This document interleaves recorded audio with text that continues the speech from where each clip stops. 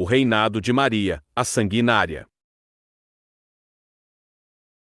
Maria I foi rainha da Inglaterra e Irlanda, entre os anos de 1553 e 1558, e seu governo ficou marcado por sua aversão aos protestantes. Ela era filha de Henrique VIII e Catarina de Aragão, e uma católica muito devota. Por isso, a rainha tentou restaurar em seus domínios todos os dogmas da Igreja Católica Romana, já que a reforma protestante havia incentivado as pessoas a abandonarem certos preceitos católicos.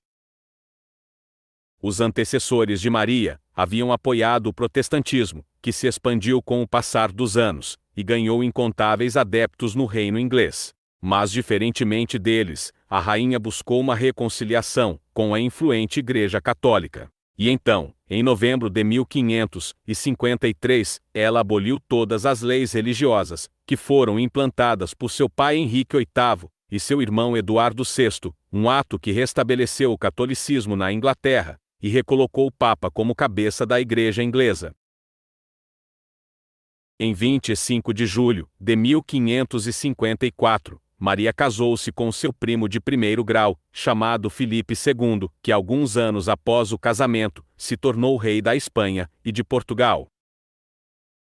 Mesmo sendo parentes próximos, o papado não se opôs a esta união, por ela ser muito vantajosa para a Igreja Católica Romana, já que ambos os reis eram católicos devotos e repudiavam fortemente os protestantes. Maria ansiava por um herdeiro ao trono, e no ano de 1554, ela anunciou que estava grávida. No entanto, a sua gravidez era psicológica, algo que lhe causou uma profunda depressão. Depois disso, a rainha passou a considerar que este acontecimento era um castigo divino, por conta de sua tolerância aos considerados profanos, os protestantes.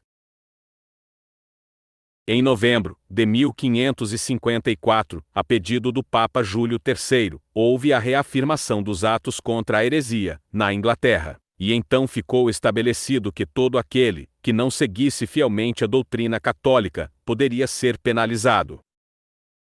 A partir de fevereiro de 1555, iniciou-se as perseguições marianas, e em decorrência disso, 283 protestantes foram executados, a maioria na fogueira, enquanto outros 800 conseguiram fugir, e cerca de 30 morreram na prisão. Entre os executados estava Thomas Cranmer, um arcebispo de Cantuária, e um dos líderes da Reforma Protestante. E antes de ser queimado vivo, Cranmer disse as seguintes palavras: E em relação ao Papa, eu o repudio, como inimigo de Cristo, e anticristo, com toda a sua falsa doutrina. Por causa de suas políticas e todo o seu ódio pelo protestantismo, que foi proibido por ela, a rainha inglesa ganhou o epíteto de Maria, a Sanguinária. Ela costumava assistir às execuções de uma sacada, e assim como o papado, o seu principal desejo era acabar com a reforma protestante na Inglaterra. No entanto, isso levou a um forte crescimento da oposição ao seu governo, fato que foi reforçado com sua tentativa de aliança com o Reino da Espanha.